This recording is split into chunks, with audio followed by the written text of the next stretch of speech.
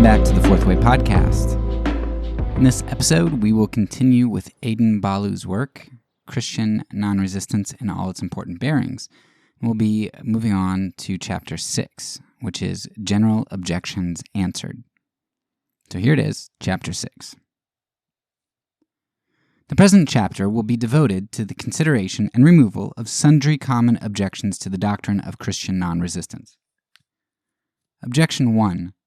Impracticable till the millennium. Your doctrine may be true in its principles and in its ultimate requirements, but it must be impracticable till the millennium. Then, when the whole human race shall have become regenerate, its sublime morality will be the spontaneous development of all hearts. Under existing circumstances, while there is so much depravity, and such multitudes of men are restlessly bent on aggression, it is obviously impracticable. The wicked would shortly exterminate the righteous were the latter to act on non-resistant principles. Answer. I affirm the exact contrary, that the righteous would exterminate the wicked in the best sense of the word, were they to act on strict non-resistant principles. They would immediately usher in the millennium with all its blessings were they to act on these principles in true and persevering fidelity. How else is it imaginable that any such state as the millennium should ever be developed among mankind? Is it to come arbitrarily and mechanically? Is it to come with observation, the full-grown production of some absolute miracle? Is not the kingdom of heaven within and among men, and thence, like leaven hid in 3 measures of meal, destined to ferment and rectify the whole mass? Ought not each true Christian's heart to be a germ of the millennium, and each Christian community a proximate miniature of it? If not, what is the evidence that men have been born again, that there is any such thing as regeneration? If professing to be disciples of Christ, they are unable, even by divine grace, to practice the precepts of their Lord and Master, merely because the unregenerate around them are so wicked, what is their religion, their profession, their regeneration worth? The objection before us involves such extreme incongruities that it can be entertained only for a moment. Let us examine it. Number 1. It presupposes that Jesus Christ enjoined on his disciples duties for the whole period preceding the millennium, which he knew they could not perform until the arrival of the latter period, and it gave them no intimation of that fact.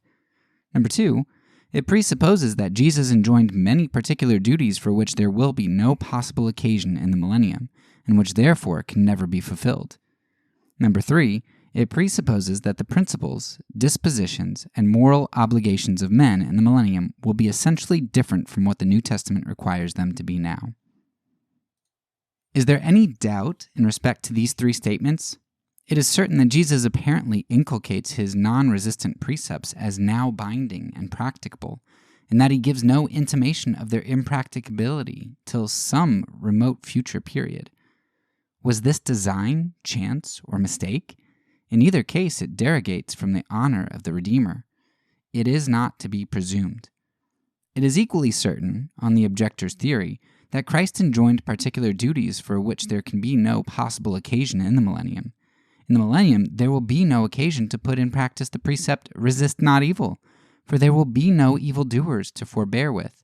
In that day, there will be no occasion for a man, when smitten on one cheek, to turn the other, when distrained of his coat, to give up his cloak, when persecuted and reviled, to bless, when trespassed upon, to forgive, and no occasion to love his enemy, do good to his hater, or pray for his injurer. For there will be none to harm or destroy in all God's holy mountain. There can be no occasion for non-resistance where there is no aggression, injury, or insult, so that the objector virtually makes the Son of God appear in the highest degree ludicrous and absurd. He makes him say, Ye have heard that it hath been said, an eye for an eye, and a tooth for a tooth. But I say unto you that ye resist not evil, in the millennium, when there will be none. And if any man smite thee on thy right cheek, in the millennium, when all shall be love and kindness, turn unto him the other also. And whosoever will sue thee at law, in the millennium, when the law of love shall be universally obeyed, and take away your coat, let him have thy cloak also. Love your enemies, in the millennium, when you have no enemies.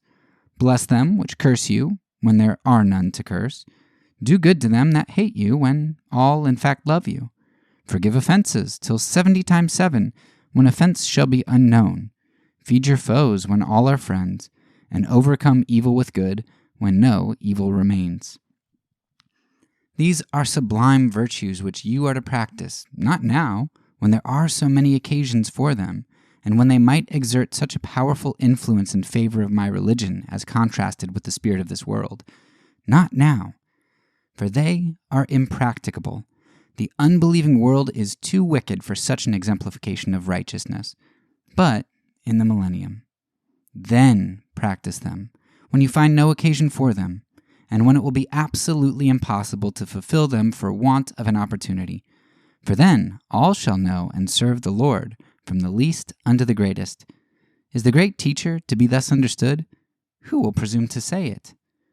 The third statement is also true.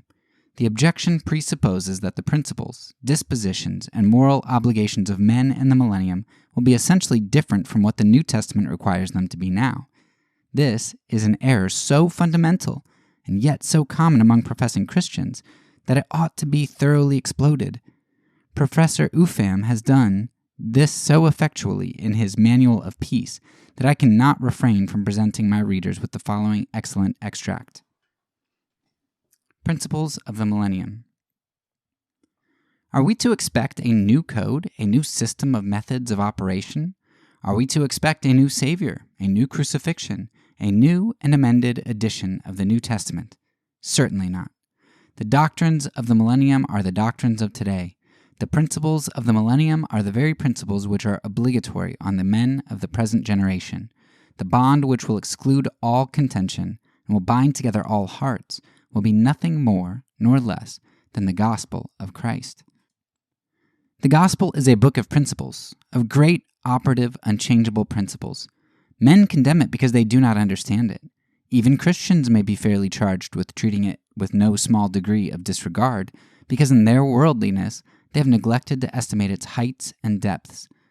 If heaven could be brought down to earth, if Europe and America and all other continents and parts of the world could at the present moment be peopled with angels and with seraphic natures, the gospel, just as it stands, would be sufficient to guide and govern them. The blessed companies of the heavenly world, unlike the children of men, would ask no higher and better code. But can we regard it as allowable under any assignable circumstance for an angel to retaliate upon an angel, for a seraph to exercise hostility upon a seraph, for one of these holy beings to hold in his own hands the right of extinguishing the life of another? What sort of heaven would that be, which should be characterized by the admission of such a principle? And we may ask further, what sort of a millennium will that be which shall be characterized either practically or theoretically in the same way? When men are fully restored to the favor of God, whether in heaven or earth, is there to be one code, one set of governmental principles for them, and another for other holy beings? Certainly not. In all the great matters of right and duty, the law of seraphs is the law of angels, and the law of angels is the law of men. If it is utterly and absolutely inconsistent with our conceptions of the heavenly world that the power of life and death should be taken from the hands of Jehovah, and that angels and seraphs should have the right to extinguish each other's existence, it is equally difficult to conceive of such a right in the millennium. And if it will not be right for the men of the millennium to exercise the power of life and death over each other, it is not right for them now. We have the same code of government now, which we shall have then. We have the New Testament now, and we shall have it then. And not only that, we shall understand it better and love it more. Nothing will be added to it. Nothing will be taken from it. If it does not now consider human life inviolable, it never will. If it does not now prescribe all wars among the human species, it never will.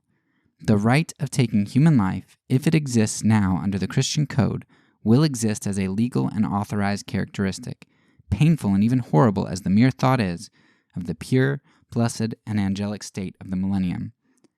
On the supposition, therefore, that life will be inviolable in the millennium, and that it will not be considered right for one man to put another to death for any possible reason, we argue that it is not right now. This form of reasoning is applicable to any other analogous case whatever. If it will not be right to steal in the millennium, it is not right to steal now. If it will not be right to be intemperate in the millennium, it is not right to be intemperate now. If it will not be right to hold slaves in the millennium, it is not right to hold slaves now. If it will not be right to take life and carry on war in the millennium, it is not right to take life and carry on war now. The principles which will be acknowledged as authoritative in the millennium are the very principles which are prescribed and are binding upon us at the present moment. No change in principles is required, but merely a change in practice. If the practice of men should tomorrow be conformed to the principles which the finger of God has written on the pages of the New Testament, then tomorrow would behold the millennium. We delight to linger upon this subject. There's a charm in the millennial name. The wing of poetry flags under this great conception. Sometimes we see it under the type of a wilderness newly clothed with bud and blossom. Sometimes we see it under the type of city descending from heaven, prepared as a bride adorned for her husband. Sometimes we behold it as a great temple arising out of the earth and capacious enough to contain all nations. The temple is not built of earthly materials that will perish along with the using, but is supported on immutable columns. Every great moral and religious principle is a pillar in the millennial temple. The principle of the total abstinence from all intoxicating liquor is one pillar. It suddenly arose, fair and beautiful, and even now is enveloped with some rays of millennial glory. The doctrine that all slaveholding is sin is another pillar, standing firm, awfully grand and immovable. The doctrine of the absolute inviolability of human life is another, and is in a state of preparation. But it will soon ascend and stand brightly and majestically in its place. And thus principle after principle will be established, column after column will be erected, till the spiritual house of the Lord shall be established in the tops of the mountains, and shall expand upon the eye of the beholder, far more beautiful than the Parthenon. And what then will be wanting?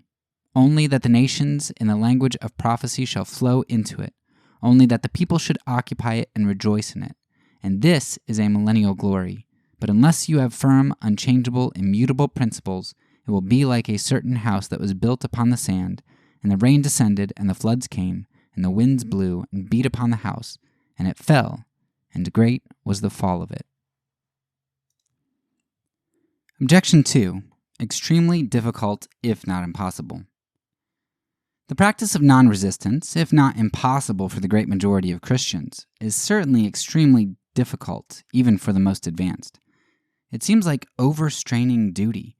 It is urging on men so much more than they feel able to perform, that multitudes will faint under the burden and abandon Christianity altogether as a system wholly beyond their reach. It is unwise to require what must discourage so many thousands from attempting anything at all as avowed disciples of Christ. Answer. Who is to be the judge of what is possible, God or man? Who is to judge what and how much shall be required, Jesus Christ or his disciples? Are we to set at naught a duty because it seems to us difficult of performance? Are we to doubt that God's grace is sufficient for the weakest of his trusting children to enable them to perform any duty he may lay upon them? Are we to accommodate divine truth and duty to the convenience of our fellow men in order to multiply superficial disciples? Are we to pare down and fritter away the requirements of our Heavenly Father for fear of discouraging and driving off half-hearted professors? Who is it that presumes to daub with such untempered mortar? He must be a dangerous latitudinarian.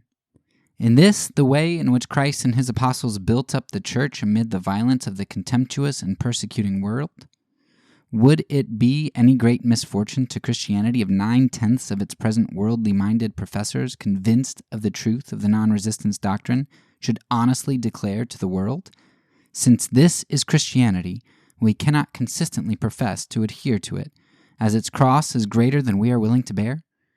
Would not the world at the moment be nearer to its conversion than it is now? But why need we hold this language? God reigns and not man. He declares the law of perfect rectitude through his Son. That Son is the head of every man, the Lord and Master of all true disciples. He has enjoined the practice of non-resistance on his professed followers as their indisposable duty. He has promised to be with and aid them to the end of the world. If so, let us say at once whether we believe in Christ or not. whether we will endeavor to follow him and keep his sayings or not, whether we will try to do our duty, confiding in the proffered strength of heaven or not. If we will be Christians, let us try with all our might to do our duty and see how far we shall be left to fall short. Let men earnestly try to carry out Christian non-resistance with his full purpose of heart, and though they may experience the pain of the cross sometimes, they will soon rejoice in a crown of triumph. It is difficult always to do right in this, as it is in respect to other departments of duty, and no more so. There is no virtue which does not involve some painful and almost overwhelming trials. If we were to cast off all obligations that ever required the hazard of moral life, we should reject every single commandment of the living God. For there is not one that has not had its martyrs, and also its apostates under great temptation. But to the faithful, how blessed is even death itself if duty obliges the sacrifice. And to the obedient, the willingly cross-bearing, how true is it that Christ's yoke is easy and his burden light. It is only for us to resolve that we will try. All things are then found possible, which are right. And what is there so discouraging to the humble and upright soul? Did not Jesus live and die the glorious exemplar of his own non-resistant precepts? Did not his apostles? Did not the primitive Christians for more than 2 centuries? Have I not brought up a host of witnesses, practically illustrating that under the most adverse circumstances, it was generally even safer to carry out non-resistant principles than their opposites? Behold, robbers looked out of the countenance and actually converted, ferocious banditti rendered harmless, wild savages inspired with permanent kindness, and all manner of evil overcome with good. Am I to be asked after all this, what would you do if a robber should attack you? If an assassin should threaten your life? If a mob should break forth upon you? If a tribe of savages should beset your dwelling? If a foreign army should come against your land? If lawless soldiers should deal death and rapine about your neighborhood? What would I do? If I did right, if I acted the Christian part, the wise and noble part, I should adhere to my non-resistant principles, and 10 to 1 experience the most signal deliverances, and achieve the most glorious of all victories in the conquest of my own passions and those of my assailants. Hollowness of the objection. But the extreme hollowness of this objection before us becomes at once obvious when I turn the tables and demand whether the practice of injurious resistance offers immunity from extreme trial, danger, hardship, and suffering. How happens it that human beings, enough to people from 18 to 40 such globes as ours, have perished in war? How happens it that blood enough has been shed by the sword to fill a harbor that would embosom at quiet anchor the combined navies of the world? Do these tremendous facts indicate that resistance is sustained without hardships, distresses, and mortal agony? Let us contemplate the scenes of a single battle. Passage of the Tron. In 1809, in the campaign of Aspern and Wagram, Messina added to his former renown and was one of the firm props of Napoleon's empire on those fiercely fought battlefields.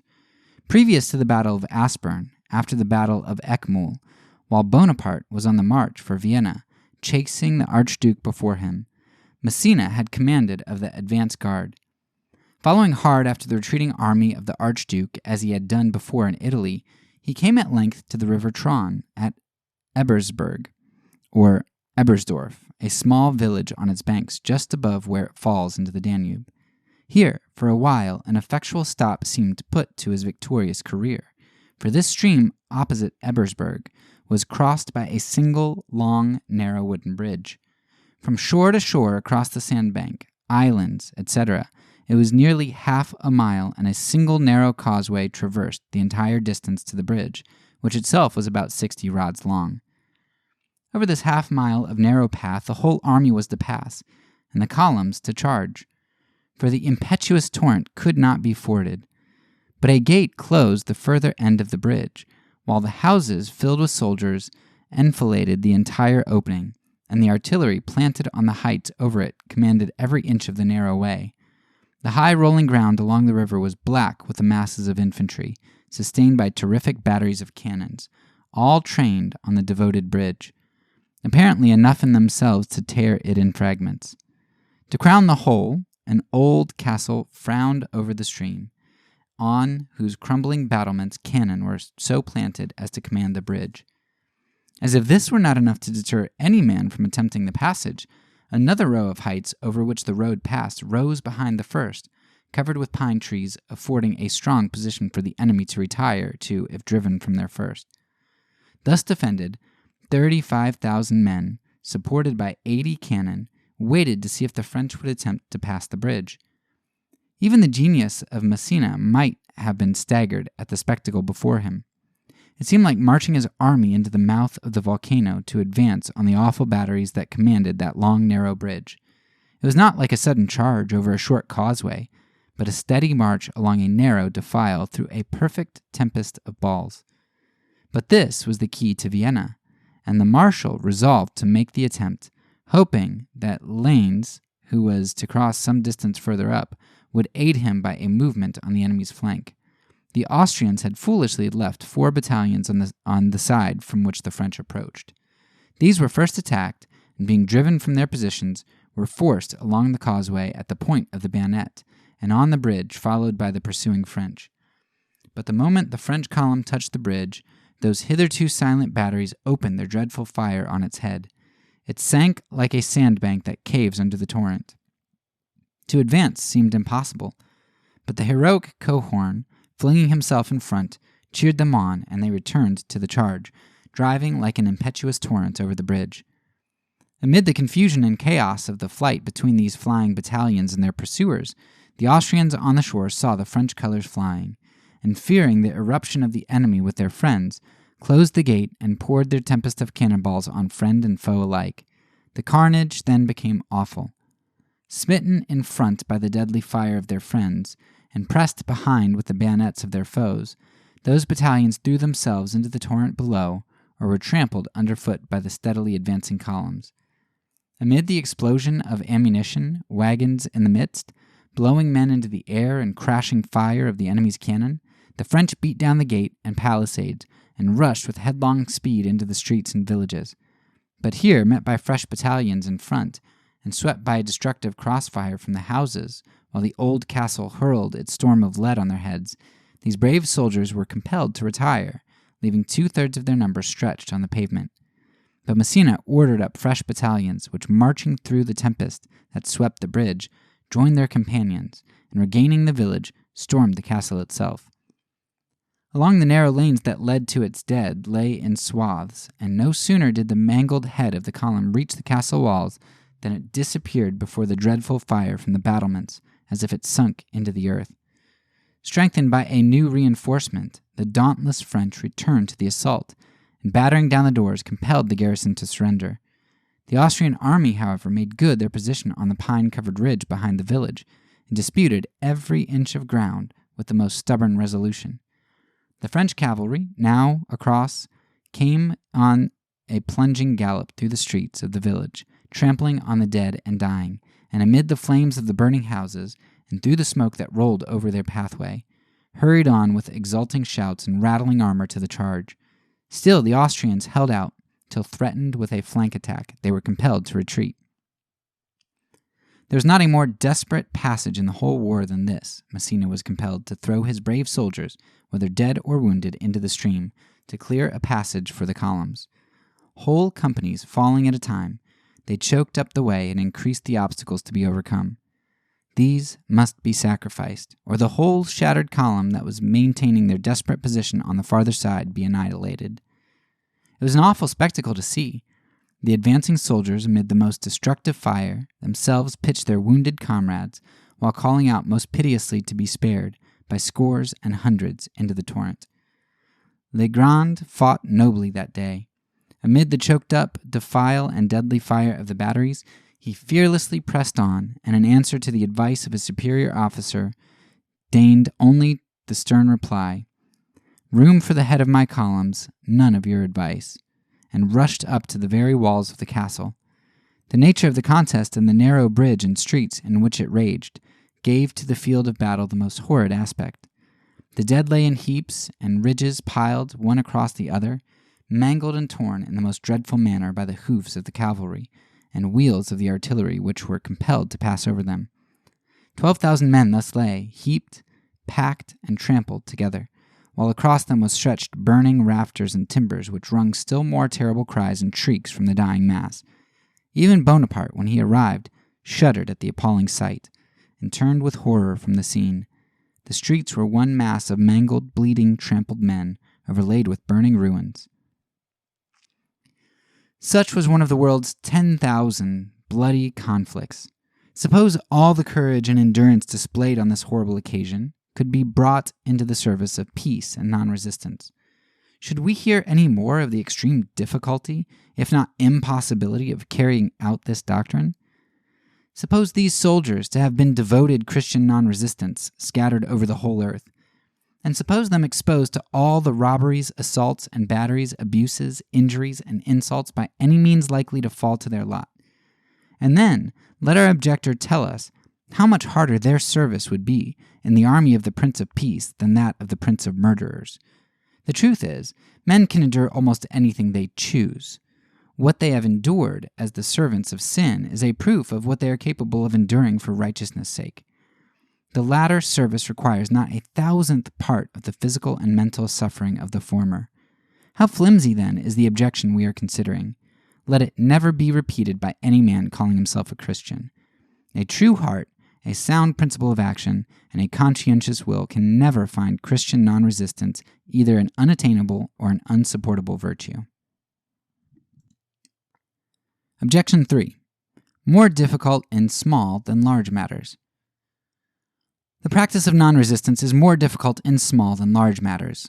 It is not in abstaining from war and battle, or in enduring great and notorious injuries with forbearance that non-resistance imposes the heaviest burdens. Men gather strength in such cases from the consciousness of public admiration and sympathy, and even from the magnitude of the conflict and consequent glory of the triumph. Extraordinary events and occasions inspire an extraordinary enthusiasm, power, and firmness of purpose. But in everyday life, where people pass through 1,000 trials consuming to the vital spirits of their being, unnoticed, unsympathized, with unpitied and uncared for, it is by no means so easy to endure the mean, vexatious aggressions, wrongs, and insults of petty injurers. But your doctrine obliges the abused wife of a brutal husband and the insulted and smitten victim of insolent scoundrelism to refrain from defensive violence, and even from prosecutions at law, at least under the existing type of human government. It does not appear that you would allow even a mob to be repelled with military force, or so much as demand to be made on the government for the protection of one's property, family, or life. It is this extreme and intolerable nicety of your doctrine to which I object, as much as to anything about it. Answer. There is truth in the assertion that a practical exemplification of non-resistance in the small matters of everyday life is more difficult than in great matters on extraordinary occasions. And is not this true of all the great virtues enjoined in the law of the gospel? It may be easier to eschew idolatry, adultery, fornication, murder, robbery, theft, falsehood, covetousness, etc., in the open gaze of public scrutiny and public opinion, even under the mightiest temptation, than in private, unobserved life. It may be easier to suffer the martyrdom of death before a gaping and amazed, perhaps admiring multitude, than the petty martyrdom of a taunt, a kick, a cuff, or a wrung nose, of which the multitudes know nothing, and for which they might care as little. Be it so. Does this charge, principle, or abrogate duty? What is right? What ought we all to do in small as well as in large matters? These are the questions to settle, not what may chance to be the most convenient, or easy, or comfortable, or self-indulgent under momentary temptations. We have already settled them so far as respects the duty never to resist injury with injury. Is indulgence asked for the commission of daily violations of this duty, or occasional violations of it, what are called small matters? Go demand indulgence to commit violations of the 10 Commandments in small matters. Plead how difficult it is in everyday life not to lie a little, to deceive a little, defraud a little, extort a little, hate your neighbor a little, steal a little, be murderous a little, idolatrous just a little, and lascivious a little. Get your indulgence from heaven for all of this, and then doubtless an indulgence will not be withheld to resist injury with injury a little, and to render evil for evil a little, in ordinary matters. Till then, the law and the standard of righteousness must not be relaxed to suit human convenience. Duty must be insisted on, without abatement, and whoever exhibits weakness, imperfection, frailty, sin, must bear the shame and condemnation. It is in these small matters that every virtue suffers its greatest betrayals. A continual dropping wears the hardest stone. A continual unscrupulousness in little things undermines all moral principles. The ocean is made up of drops. Righteousness is an aggregate of the littles of life. He that is faithless habitually in small matters is not to be depended on in great matters. He may or may not do right. A principal reason why public institutions, laws, and measures are so repugnant to justice and humanity is that the individual conscience of the people in the small matters of ordinary life are habitually unscrupulous. If, then, non-resistance is to be insisted on at all as a duty, it is to be insisted on in small matters as well as in large. And after all that may be said of the difficulty of practicing it, we know that it has been and can be practiced. Nothing is wanting but the will to try. I will add to the numerous illustrations already given, a few others relating chiefly to individual affairs and the so-called small matters of life. The profane swearer reproved and subdued.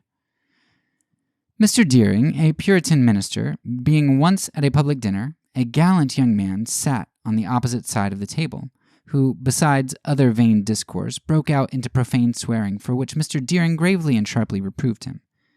The young man, taking this as an affront, immediately threw a glass of beer in his face. Mr. Deering took no notice of the insult, but wiped his face and continued eating as before. The young gentleman presently renewed his profane conversation, and Mr. Deering reproved him as before, upon which, but with more rage and violence, he flung another glass of beer in his face. Mr. Deering continued unmoved, still showing his zeal for the glory of God by bearing the insult with Christian meekness and humble silence. This so astonished the young gentleman that he rose from the table, fell on his knees, and asked Mr. Deering's pardon, and declared that if any of the company offered him similar insults, he would stab them with his sword. Here was practically verified the New Testament maxim, "Be not overcome by evil, but overcome evil with good." The Christian Slave and His Enemy. The following was first published in the London Christian Observer. A slave in one of the West Indies who had originally come from Africa, having been brought under the influence of religious instruction, became singularly valuable to his owner on account of his integrity and general good conduct. After some time his master raised him to a situation of some consequence in the management of his estate, and on one occasion, wishing to purchase 20 additional slaves, employed him to make the selection, giving him instruction to choose those who were strong and likely to make good workmen. The man went to the slave market and commenced his scrutiny. He had not long surveyed the multitude offered for sale before he fixed his eye upon an old, decrepit slave, and told his master that he must be one. The poor fellow begged that he might be indulged, when the dealer remarked that if they were about to buy 20, he would give them that man in the bargain. The purchase was accordingly made, and the slaves were conducted to the plantation of their master. But upon none did the selector show half the attention and care that he did upon the poor old decrepit African. He took him to his own habitation and laid him upon his own bed. He fed him at his own table and gave him drink out of his own cup. When he was cold, he carried him into the sunshine, and when he was hot, he placed him under the shade of the coconut tree. Astonished at the attention this confidential slave bestowed upon a fellow slave, his master interrogated him upon the subject. He said, "You could not take so much interest in the old man but for some special reason. He is a relation of yours, perhaps your father?" "No, massa," answered the poor fellow. "He no my father." "He is, then, an elder brother?" "No, massa, he not my brother." "Then he is an uncle or some other relation?" "No, massa, he no be my kindred at all, nor even my friend." "Then," asked the master, "on what occasion does this excite your interest?" "He my enemy, massa," replied the slave. "He sold me to the slave dealer, and my Bible tell me when my enemy hunger, feed him, and when he thirst, give him drink." How to overcome evil. I once had a neighbor who, though a clever man, came to me one heyday and said, "Esquire White, I want you to come and get your geese away." "Why?" said I. "What are my geese doing?" "They pick my pigs' ears when they are eating and drive them away, and I will not have it." "What can I do?" said I. "You must yoke them." "That I have not time to do now," said I. "I do not see but that they must run." "If you do not take care of them, I shall," said the clever shoemaker in anger. "What do you say, Esquire White?" "I cannot take care of them now, but I will pay you for all damages." "Well," said he, "you will find that a hard thing, I guess." So off he went, and I heard a terrible squalling among the geese. The next news from the geese was that 3 of them were missing. My children went and found them terribly mangled and dead and thrown into the bushes. "Now," said I, "all keep still and let me punish him." In a few days the shoemaker's hogs broke into my corn. I saw them, but let them remain a long time. At last I drove them all out and picked up the corn, which they had torn down, and fed them with it on the road. By this time the shoemaker came in great haste after them. "Have you seen anything of my hogs?" said he. "Yes, sir, you will find them yonder eating some corn, which they tore down in my field." "In your field?" "Yes, sir," said I. "Hogs love corn, you know. They were made to eat. How much mischief have they done?" "Oh, not much," said I. Well, off he went to look, and estimated the damage to be equal to 1.5 bushels of corn. "Oh, no," said I, "it can't be." "Yes," said the shoemaker, "and I will pay you every cent of damages." "No," replied I, "you shall pay me nothing. My geese have been a great trouble to you." The shoemaker blushed and went home. The next winter, when we came to settle, the shoemaker determined to pay me for my corn. "No," said I shall take nothing." After some talk we parted, but in a day or two I met him in the road and fell into conversation in the most friendly manner. But when I started on, he seemed loath to move, and I paused. For a moment both of us were silent. At last he said, "I have something laboring on my mind." "Well, what is it?" "Those geese. I killed 3 of your geese and shall never rest until you know how I feel. I am sorry." And the tears came into his eyes. "Oh well," said I, "never mind. I suppose my geese were provoking." I never took anything of him for it, but whenever my cattle broke into his field after this, he seemed glad because he could show how patient he could be. "Now," said the narrator, "conquer yourself, and you can conquer with kindness where you can conquer in no other way." Henry C. Wright and his assailant. The following incident in the life of Henry C. Wright shows his admirable consistency and the salutary influence of non-resistance on the offender. He was in a hotel in Philadelphia, and there engaged in a conversation on non-resistance. An officer present became enraged and struck him. Mr. Wright took no notice of the assault, but proceeded with his remarks. In a few moments the officer struck him again. Friend Wright still persevered his equanimity, and continued in conversation. His assailant struck him a 3rd time and nearly knocked him down. He recovered himself, and though much injured by the blows of his opponent, took him by the hand and said, "I feel no unkindness towards you, and hope soon to see you at my house." He then left the company and returned home. Mr. Wright saw his assailant much sooner than he expected, for he was called upon, at dawn the next morning, by the very man who had struck him the previous evening. He exclaimed, as he entered the house, "Can you forgive me? I have been in agony all night. I thought you would strike again, or I never should have struck you. He that is slow to anger is better than the mighty, and he that ruleth his spirit than he that taketh a city." The Victorious Little Boy. I had the following anecdote from a gentleman of veracity. A little boy in Connecticut, of remarkably serious mind and habits, was ordinarily employed about a mechanic's shop where nearly all the hands were addicted to the common use of intoxicating liquors. The lad had imbibed temperance principles, and, though often invited, could never be induced to partake with any of the shop's crew. At length his teacher in the Sunday school, in conversation on certain non-resistant texts of Scripture, had awakened his mind to that subject, and he very conscientiously avowed his determination to try to live in accordance with this great Christian doctrine. 3 or 4 of the harder drinkers in the shop, somewhat piqued at such precocious piety and scrupulousness of conscience, resolved to humble the lad, or at least put his new notions to the test. They resolved to force a dram of rum down his throat, by some means. Seizing an opportunity when he was left alone in the shop with themselves, they invited him to drink. He refused. Then they told him that they should compel him. He remained calm and unmoved. They threatened him with violence. Still, he neither seemed angry nor attempted to escape, nor evinced the least disposition to yield, but insisted that it was wicked, and he could not do it. They then laid hold of him, a man at each arm, while the third held the bottle ready to force it into his mouth. Still their victim remained meek and firm, declaring that he had never injured them, and never should, but that God would be his friend and protector however they might abuse him.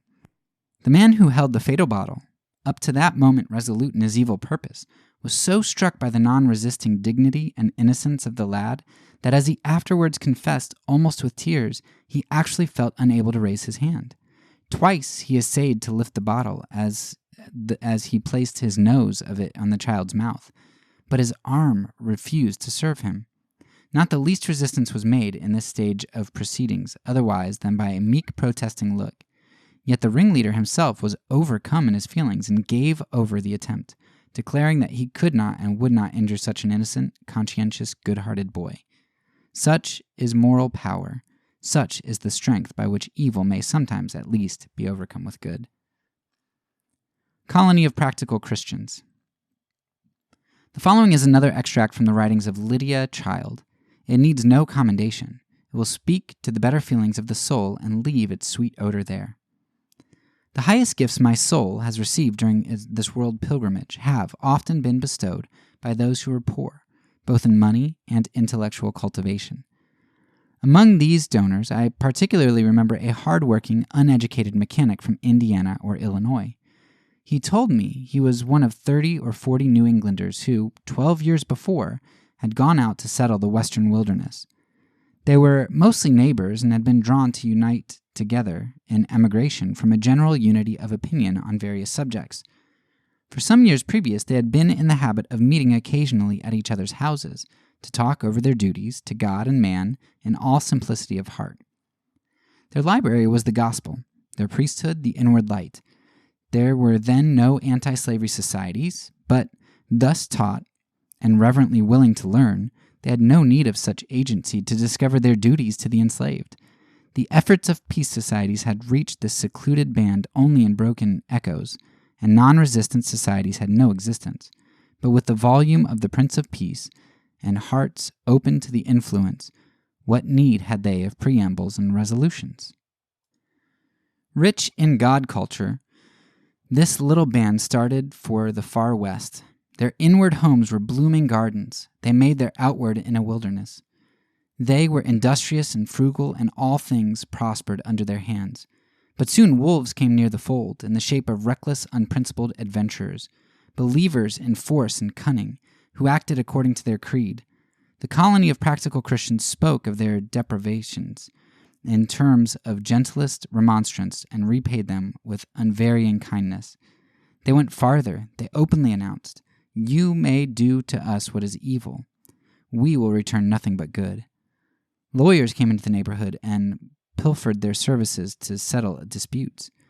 They answered, "We have no need of you. As neighbors, we receive you in the most friendly spirit. But for us, your occupation has ceased to exist.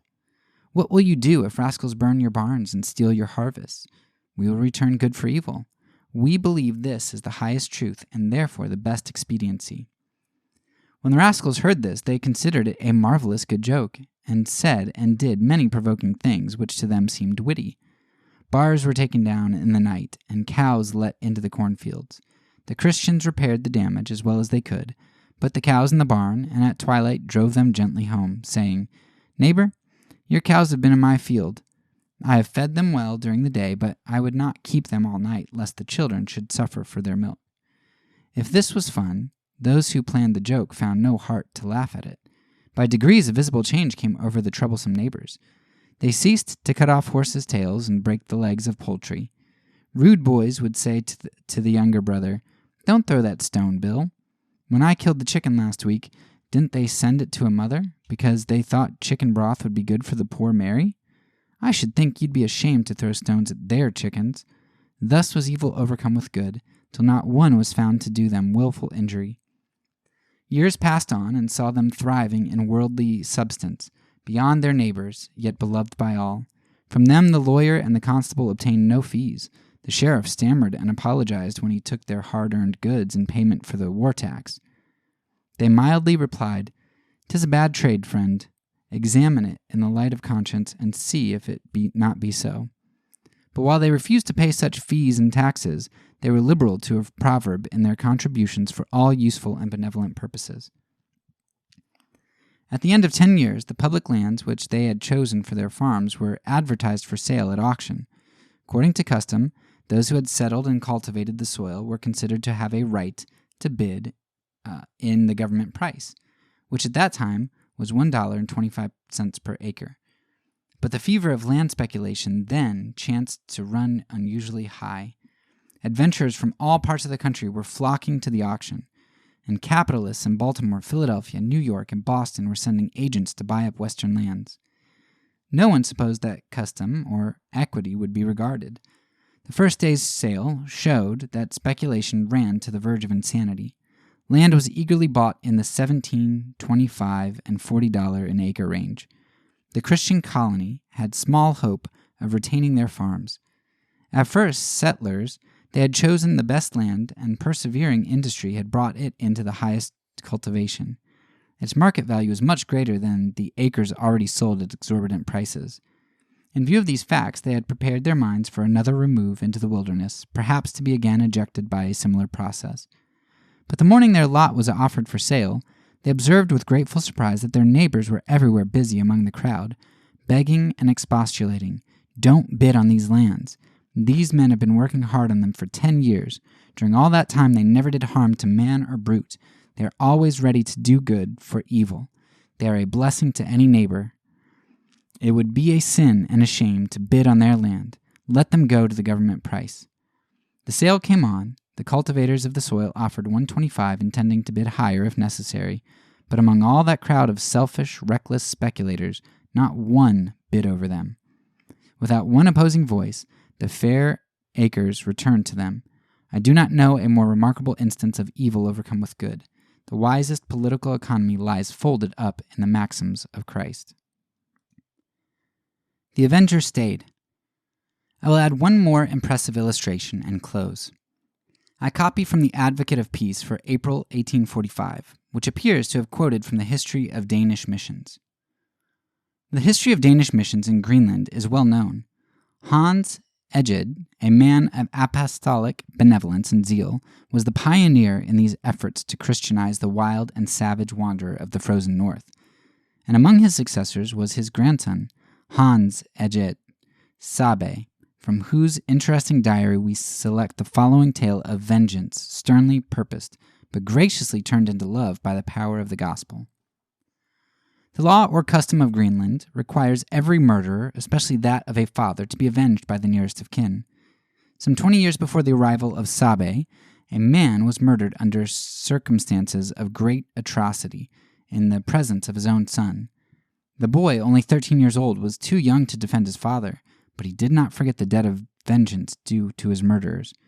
Fleeing for his own safety into a remote part of the country, he there fanned in his bosom the secret flame for 25 years and waited only for an opportunity to let it burst forth in full and fierce revenge. The murderer was a man of so much influence and surrounded with so many adherents ready for his defense that the son feared to attack him.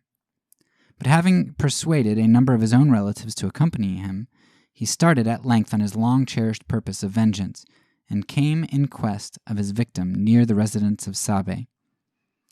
The houses in Greenland are a species of common property. The people quit them during their short summer, and on returning the next winter, take possession of any one they may choose to find unoccupied.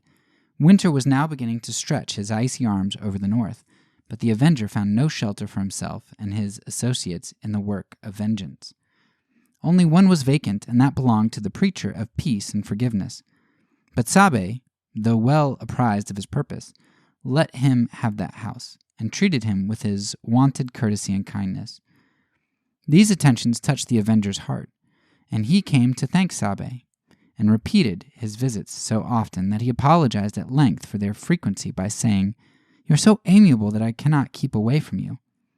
After the lapse of several weeks, he said, "I should like to know something of the great Lord of heaven, about whom you say so much, and some of my relations wish to learn too." Sabe granted this request and found 10 or 12 of the company anxious for instruction. He sent a catechist to live with them, and was much gratified at their progress, especially that of the Avenger, who frequently left his fishing to hear instruction, and at length resolved to ask for baptism. In the month of May, Kunik came to Sabe and said, "Teacher, will you baptize me? You know I'm obedient. I know God, and my wife, as well as I, wishes to become a believer." "Yes," replied the preacher, "you know something of God. You know He is good. You see how He loves you and desires to make you happy.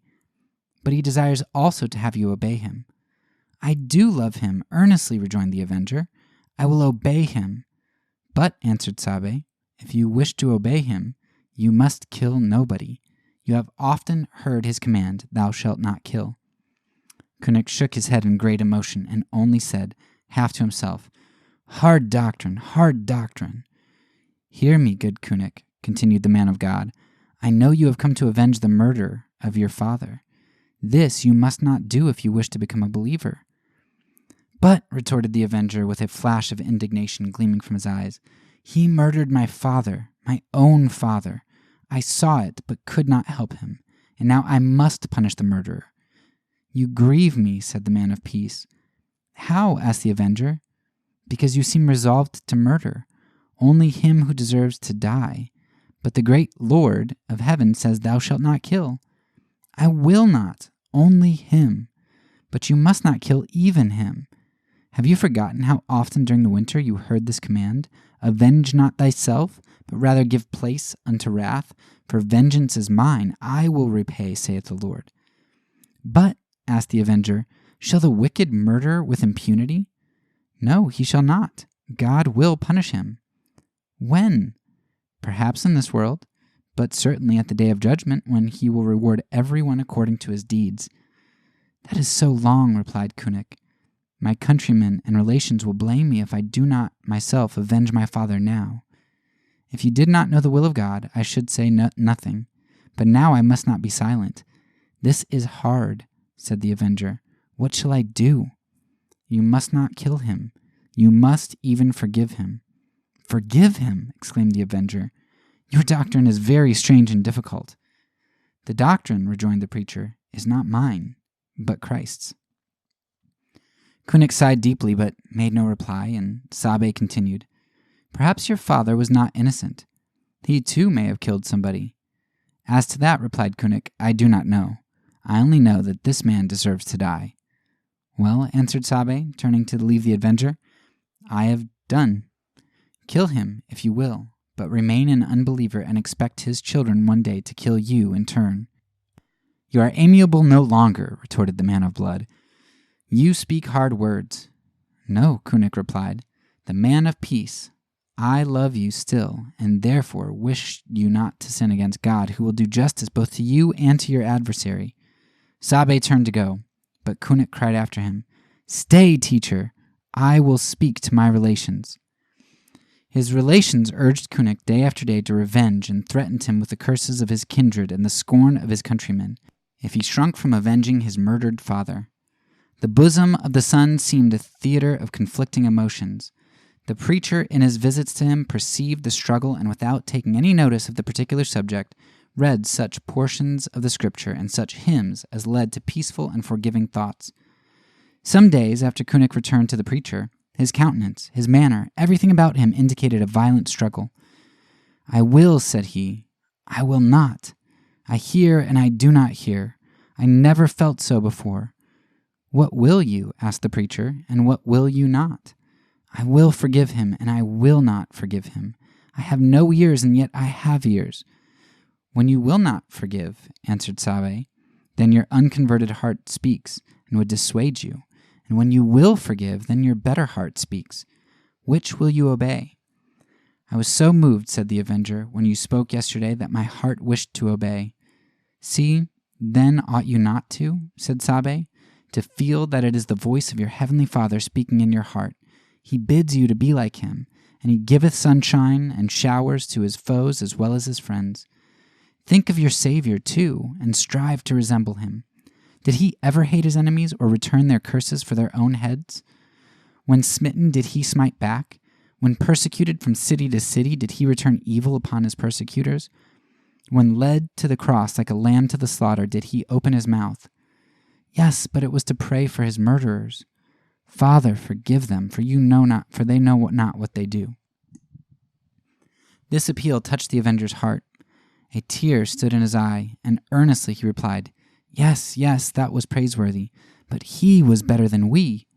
Yes, infinitely better, rejoined Sabe. But if we have a good will, God will give us strength. Hear how a man like you and me can pray for his murderers. The preacher then read the martyrdom of Stephen, and Kunik, drying his eyes, said, Wicked men! But he is happy. He is certainly with God in heaven.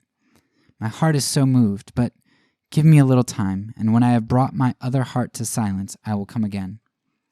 Soon Kunik returned with an altered countenance that spoke the peace and joy of his heart. Now, said he, I am happy. I hate no more. I have forgiven, my wicked heart shall be silent. Did you not see how moved I was when you read about him on the cross praying for his murderers? Then I vowed in my heart, I will forgive. And I have forgiven. Now I hope I and my wife, who has never hated, may be baptized. His request was granted, and when the day arrived for the ceremony, he gave a simple and touching account of his faith. Tears streamed from his eyes as he knelt for baptism, and at the close of the service he said, Receive me now as a believer. I will hate no more. We will love each other and all men. To the murderer of his father he soon after sent a message saying, I am now a believer, you have nothing to fear. He even invited the murderer to his house and received him in a most friendly manner. Being invited to return the visit, he went alone, but to show the heathen murderer in contrast with the Christian, Kunik found on his way back a hole cut in his kayak, or boat, for the purpose of drowning him. He soon stopped out in the water and said with a smile, Ah, he is still afraid, but I'll never harm him. Vengeance is no longer mine. I leave him to God and pray that he may see his sins as I have seen my own. Conclusion. Who can contemplate such practical exemplifications of Christian non-resistance as these, and not be ravished with the excellence and loveliness of the sublime doctrine? Can we turn around and gaze on the battlefield, the hospital of mangled mortality, the gaudy military parade, the pomp of blood-stained chieftains, or into the more ordinary affairs of life, on the scuffles, retaliations, resentments, duels, litigations, and endless quarrels of a world infatuated with resisting violence? Can we look on these things without heart sickness and disgust? How base, despicable, and abhorrent are they all compared with the spiritual heroism, the moral bravery, the glorious self-sacrifice, the life-preserving, heart-reforming, soul-redeeming works of genuine Christianity. O my soul, come not thou into their secret, unto their assembly mine honor, be not thou united. And shall those who ought to be the light of the world and the salt of the earth dishonor their high calling and defile their garments by engaging in the conflicts of human ambition, violence, and revenge? Shall they lust after the dainties of cannibalism, admire the splendors of martial idolatry, and delight themselves in the acts of mortal cruelty? If risen with Christ, ought they not to seek the things of Christ, inhale the perfumes of his Spirit, follow in his footsteps, and make it their supreme satisfaction to do the will of the Father? Is it for them to fly from the dangers of Gethsemane, to look with despair from afar on the non-resistant cross, and to make themselves one with a mutually defiant and destructive world? Shall they see lions in the way and fear to go forth? Shall they stand shivering like the sluggard because it is cold, and so neglect to plow? Does it become them to complain that the duties of love are hard, and that non-resistance is impracticable, impossible, or extremely difficult, when its principle is so godlike, its spirit so heavenly, its exemplification so beautiful, its fruits so refreshing, and its achievements so glorious? What if it demand a strict discipline? What if it requires some severe exertions? What if impose some manly endurance? What if it offer an opportunity to perform some exploits of moral heroism? Shall it therefore be unattractive to great souls? Nay, rather, let it seem the more worthy of a holy and generous enthusiasm.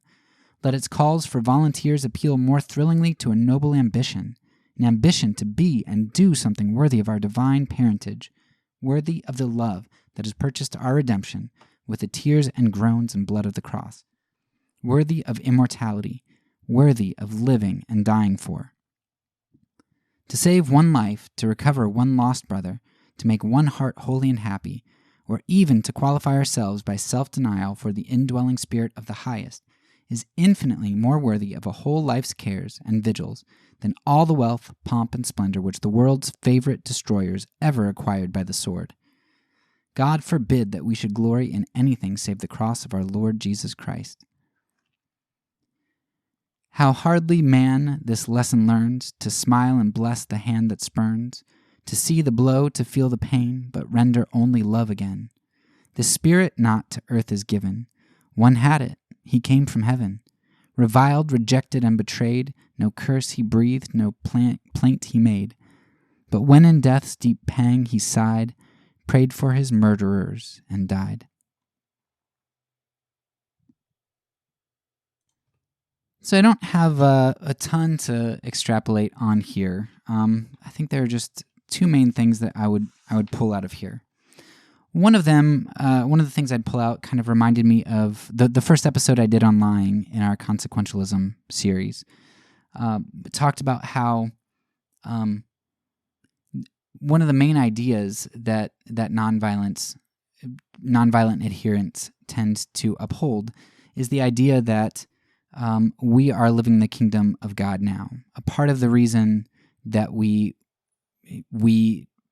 emphasize nonviolence or not lying or things like that is because our job is to be salt and light, and we are to show the world that we can live without fear now. And it's why we Sabbath. It's because we know that God provides, and kind of like Shadrach, Meshach, and Abednego, right? They say, hey, look, God can save us, but if he doesn't, he's still God. Like, we know that he's good. And that's kind of what we do. Like, we can trust that we can always do right, and we can live the kingdom now. We don't have to sin, because sin is usually, there's selfishness involved, either in trying to accrue things for yourself, it's greed, or in trying to save yourself from something, trying to avoid hardship. And this chapter from Ballou is all about the necessity of the Christian to be willing to bear the cross, to follow the example of the Savior, and to live the kingdom now, to be salt and light, because we are always to do what is right. And so he starts this chapter off by talking about people who say, well, these precepts of Christ, one day we'll adhere to them, but now, because we live in a fallen world, we can't really adhere to them. And he's like, well, first of all, that's kind of ridiculous that he gives you commands that he expects you to not try to keep. That's ridiculous. But secondly, so what you're saying is these commands are for us to obey once we won't have any need of obeying them, because there won't be any sin in heaven. So if there's nobody to hate me, how do I love my enemies in the new heavens and the new earth in the millennium? And so he's like, no, of course these commands are for now, and we're supposed to try to do it. And in fact, we're empowered to do it. It's hard, but you know what? Your way is hard too. The violent way is also hard. But we know that Jesus' yoke is easy, and it is easy. And when Ballou gives the example of the Frenchmen dying and being slaughtered and throwing their friends over the gorges and stuff, I mean that's soft compared to what happens in a lot of warfare throughout history. But it's still it's extremely gruesome. And his point is that's how terrible the other way is. And you're sitting here trying to tell us that the nonviolent way is hard.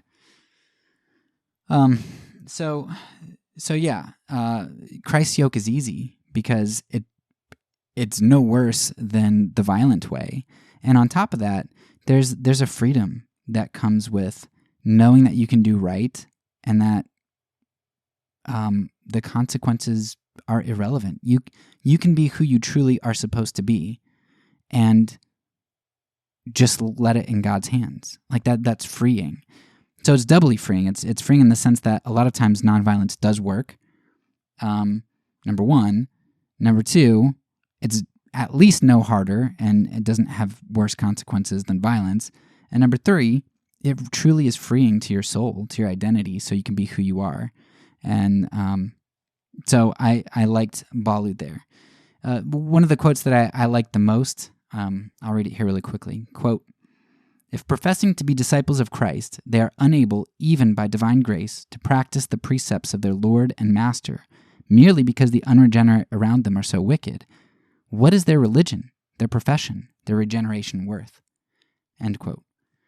So that's when people talk about this being a fallen world and, we have to act a certain way in a fallen world. Ballou is just saying, okay, so we say that we have this great salvation, but we can't enact what God commanded us to because of the bad people around us. He said, what is your religion, your profession, and your regeneration worth if you can't seek to live as God has commanded you to live because of the other people around you? It's just a shoddy, terrible excuse that Ballou uncovers here so well.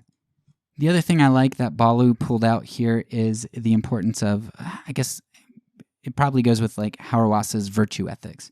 This idea that the choices impact what you're becoming, and how integrity is not just some big decision down the road, but that big decision that you make down the road is built on a lot of little decisions that you make now.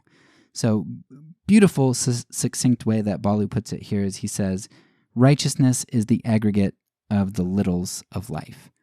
So for people who say,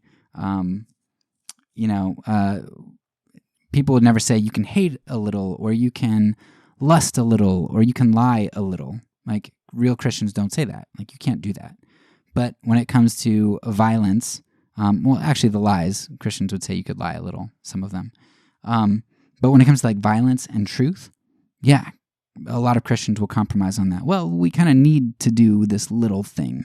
And so Ballou just uncovers this idea of virtue and character, which I think is really important. That's all for now. So peace, and because I'm a pacifist, when I say it, I mean it.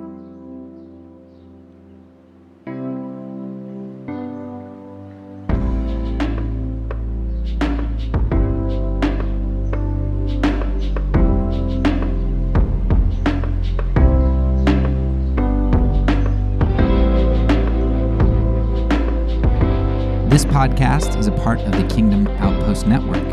Please check out the links below to find other great podcasts and content related to nonviolence and kingdom living.